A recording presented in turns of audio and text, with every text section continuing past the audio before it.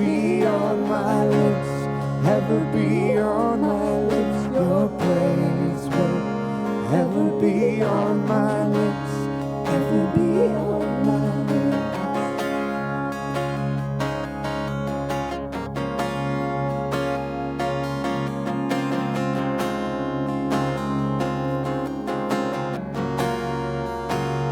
Whoa, whoa, whoa.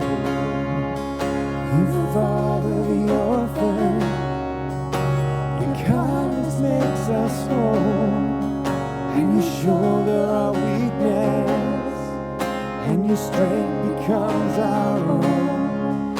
You're making me like you, clothing me in white, bringing beauty from ashes. For you will have your bride, free of all her guilt, rid of all her shame, and known by her true name. That is why I sing Your praise will ever be on my lips, ever be on my lips. Your praise will ever be on my lips, ever be on my lips. Your praise will ever be on my lips, ever be on my lips. Your praise will ever be on my lips. You will be praised, you will be praised. With angels and saints we sing worthy are you, Lord. You will be praised, and you will be praised. With angels and saints we sing worthy are you, Lord. That is why I sing Your praise will ever be on my lips, ever be on my lips. Your praise will ever be on my lips, ever be on my lips. Your praise will ever be on my lips, ever be on my lips. Your praise will ever be on my lips.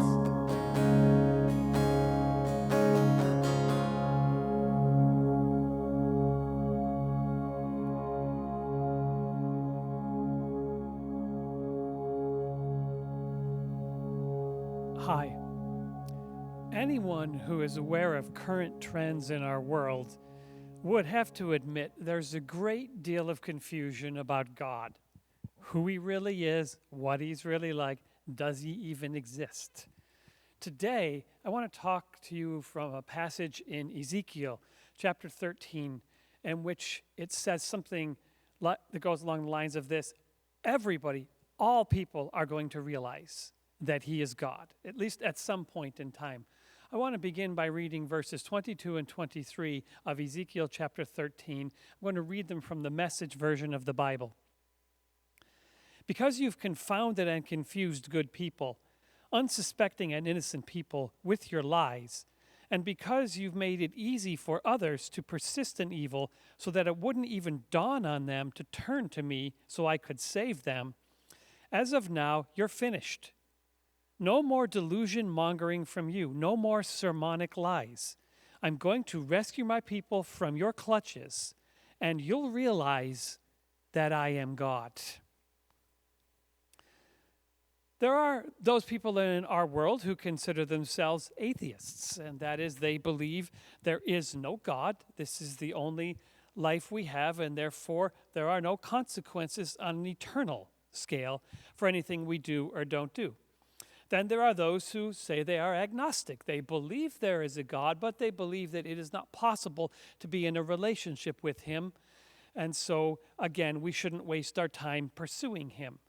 The deists, who were popular several hundred years ago, believed that God wound up the universe like you wind a clock, and that he walked away and is allowing the universe to run down based on the laws that he put in place. But again, there's no real need to run out and try to develop a relationship with him.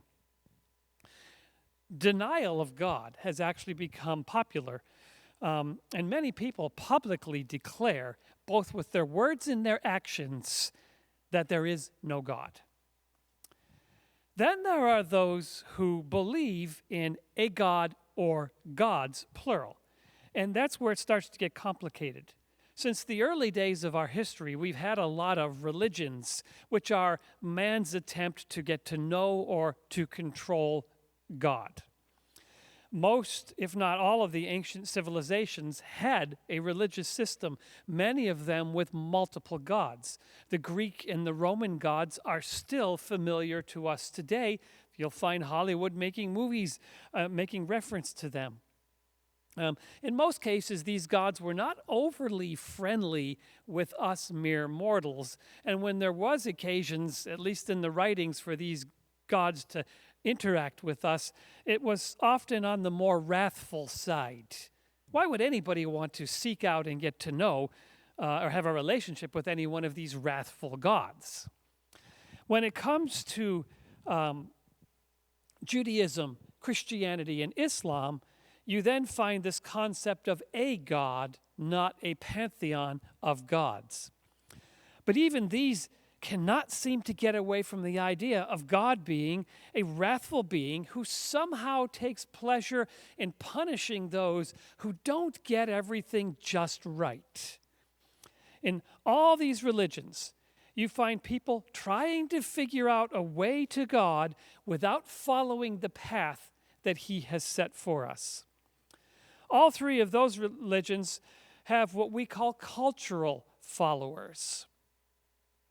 That is, they are classified as Jewish, Christian, or Muslim, but they do not practice those beliefs on a daily basis. This creates confusion about God. Who is he? What is he like? Can he be approached? Can we ignore him? The confusion doesn't change who God is. He is the same yesterday, today, and forever. But the confusion does open the way for people to entertain all kinds of silly ideas and practices.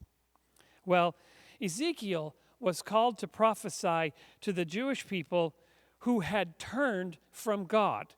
They didn't seem to realize that he was God, and as a result, they were practicing all kinds of really weird and strange things that they learned from their neighbors and the religions of the neighboring nations.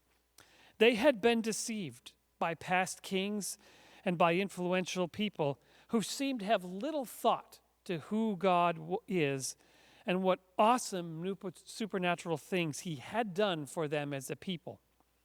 So in Ezekiel chapter 13, the Lord speaks to the situation of false prophets and the people who were encouraging the false prophets by believing what they were saying. My Bible titles this chapter, People Who Love Listening to Lies. God points out to Ezekiel that there will come a time when those who have deceived and those who have been deceived will realize that he is God. Not that Ezekiel's God, that God is God. He will save the deceived from the deceivers, and the deceivers will realize who he is. The phrase, "realize that I am God," is found 44 times in the book of Ezekiel. Do you think that God is prophesying there will be a day when all realize that I am God? No matter how bad it appears down here, we can take encouragement from that fact. Everybody is going to realize God is God. Deception will be defeated by truth. False religions will be replaced by the worship of God. Those who prophesy a bright future and those who prophesy doom and gloom will come to understand that I am is God. The realization will happen for everybody. It will be better if it happens by understanding what Jesus did for us so that we can make peace with God. But even those who choose not to make peace with God will come to realize God is God, even if it's too late for them. So in Ezekiel 13, God takes on those who claim to prophesy in his name, but instead they speak falsely of God and what's going to happen. In those days, like today, there were two schools of thought. There was the optimistic school of thought and the pessimistic school of thought. The optimistic school of thought was that this was a terrible mistake. God was going to realize this was a terrible mistake, and he was going to very quickly bring the people that had already been carried away into exile back, and he was going to restore the nation of Judah to an international power. Those that were on the more pessimistic side were saying, nope, that's not going to happen. We really blew it.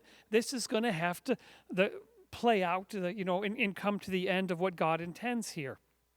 Verse 10 speaks to those who were prophesying about how this was not going to be a bad thing and it's not going to last very long. But Ezekiel and Jeremiah were among those who were telling them that God allowed this destruction because they had turned from him and they had listened to the false prophets of the neighboring nations. Ezekiel was instructed by God to challenge the false prophets. In verse 2, it says, "Son of man, preached against the prophets of Israel who are making things up out of their own heads and calling it prophesying." Even then, people wanted to hear what they wanted to hear, so they would listen to anyone who told them what they wanted to hear. Today, it's no different. And with the advent of modern media, you have your choice now. You can find people who you absolutely agree with, and you can ignore people who you don't want to hear from. Today, you have your choice for news, for instance. You can find a news outlet that agrees with your ideology and use that as your exclusive source of information, even if what they say is spun to the point of being fictional. The prophets were telling people what they wanted to hear.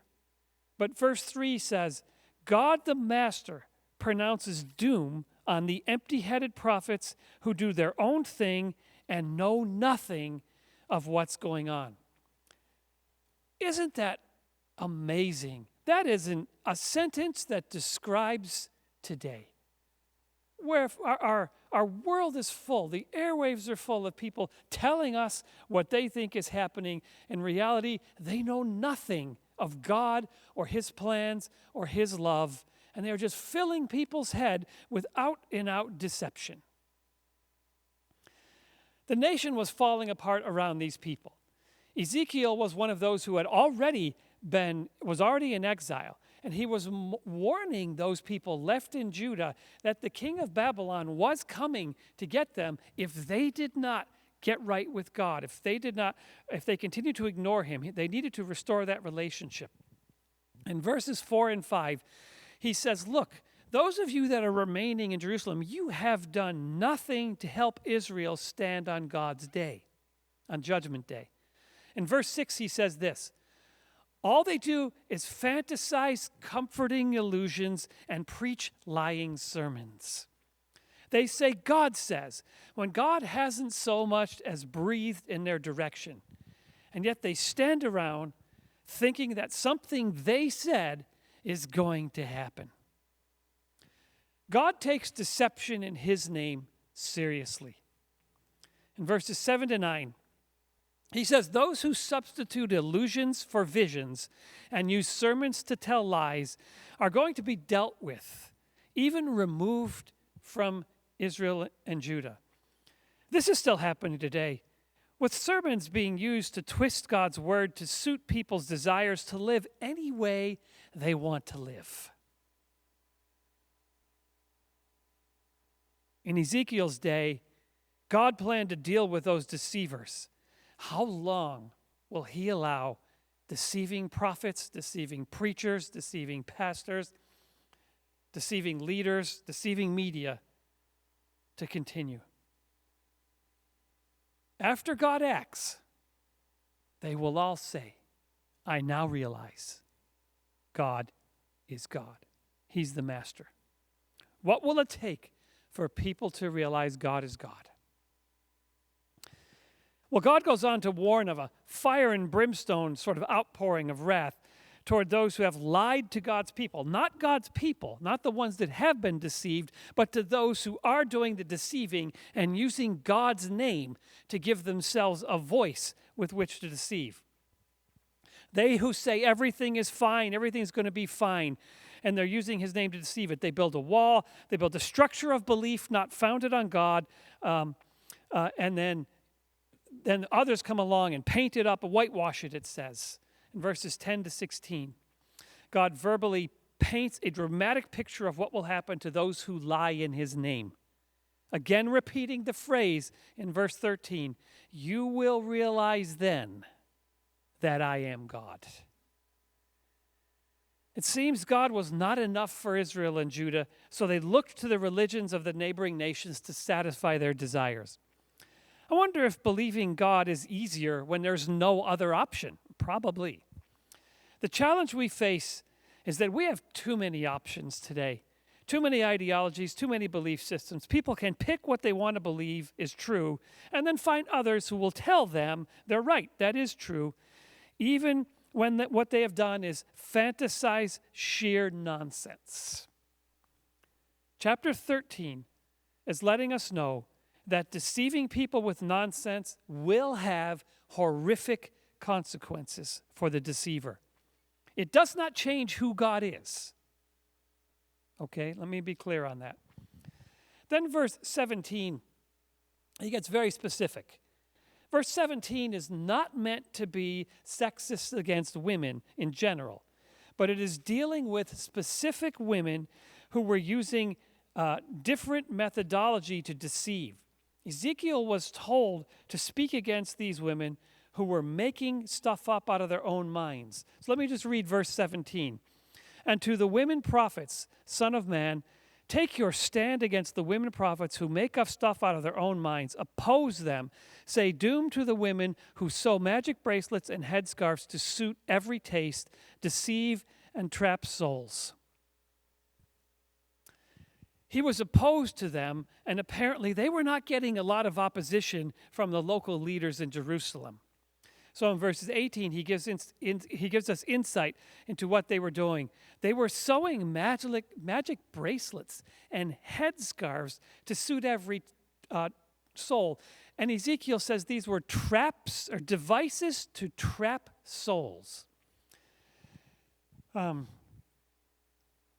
They would kill the souls of people. They would use the souls to make themselves rich and popular.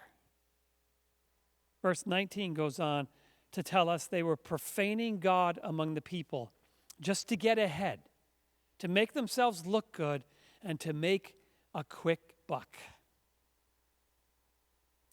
These bracelets and scarves were in some way connected to the worship of false gods.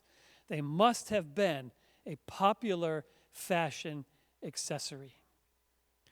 Wow, we have to stop in this section and just think, man, we really haven't learned, have we? It's quite tempting to use the message of God and his love to make business advances, but it's not what God's kingdom is about. Verse 20 goes on to mention the devices and techniques used by them to hunt down the souls, and it makes it seem like there was intention in what they did. It makes it sound like a business scam or a scam business. In verse 21, he says, I'll rip your magic bracelets and scarves to shreds and deliver my people from your influence so they'll no longer be victimized by you. That's how you'll come to realize that I am God. These false prophets, both men and women, knew they were selling lies.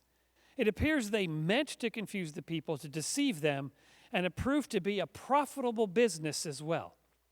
Sadly, nothing has changed over the centuries. There are literally millions, if not billions, but millions is probably more realistic, of people out there who would scam you out of everything you had while trying to get you to believe fantasies out of their own minds.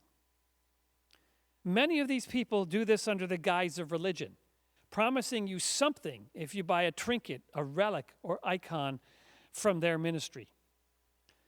The scriptures are twisted to create fear, and then a solution is offered for a price.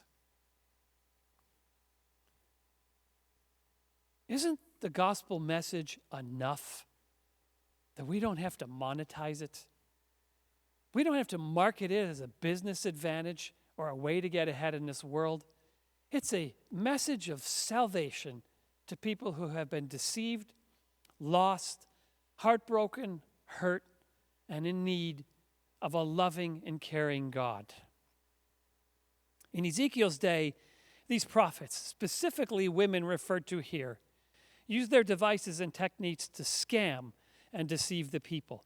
They did so because God was not taken seriously, even though Israel was already gone and Judah was well on its way toward being out. It appears they, like us, were easily deceived when someone says what we want to hear. God says he will free the souls they are trying to deceive and rid the prophets of their devices and influence. And oh God, today, please do that for our nation and our people. Break the influence of the deceivers over our people. In 2 Corinthians 4:4, Paul reminds us that it is the God of this age that blinds the eyes of people so they can't see the truth of the message of the love of God. And we want those eyes opened up to see that God is awesome, because we want everybody to realize he's God before they stand before the judgment seat. These false prophets had so confused the people that they didn't think turning to God was even possible. God tells them they're finished. As of now, you're finished. No more delusion-mongering, he says in verse 23. From now on, no more sermonic lies. I'm going to rescue my people from your clutches, and you'll realize that I am God. Israel was a real prophet, but he was in competition with false ones who were trying to sell their version of reality. God told Ezekiel that he, God, would act, and these people would realize he is God. Wow. Do we ever need this in our nation? People have strategized and used our legal system and used our legislative system to try to pretend that there is no God, to try to fantasize of their own minds that this is okay, there will be no consequences, and everybody should be free to do this and that. But at some point, hopefully in this life, those people will realize he is God. But if not, they will one day stand before God, and they will realize on that day, he is God, and they were wrong. Not only were they wrong, they were also intentionally deceiving others. And it will not go well for them. And if you're one of those that says, I am intentionally deceiving others because I want this to be right, then you have opportunity now to turn and realize he is God. There's a lot of ideas about God out there, but in the end, none of them will matter. Because in spite of what people think today, everybody will realize he's God. The question is, will they realize now, or will they realize when they stand before him? Realizing now gives opportunity to make peace with God. Realizing too late means eternal separation from him. Don't be confused or confounded by the devices and techniques of false prophets. They will come to understand their error. Believe God. He tells the truth, and what he says will happen. I realize he is God. Do you? Father, I acknowledge you as God. I acknowledge that all your ways are right. I acknowledge that you know the plans you have and that your plans will come to pass. I pray, God, that you would move with your Holy Spirit upon our nation, upon our world, and you would open the eyes of people who are being deceived to see that you are God, that they would realize it now. And I also pray, God, that you would break the influence of the deceivers over our people. That those who are setting out to deceive for their own agenda and their own purposes, even to justify their own lifestyles and their own desires, I pray, God, that their influence would be broken. People would see them for the bankrupt souls that they truly are. God, give us wisdom and open our eyes and open the eyes of our nation to see the truth of who you are. Because I know all will realize you are God. That is actually a wonderful and encouraging message from the scripture for anybody that is going through difficult times. I encourage you, realize today he's God, and your life will be way better off if you have to realize on that last day when it will be too late. God bless you. Have a great week, and every day realize he's God.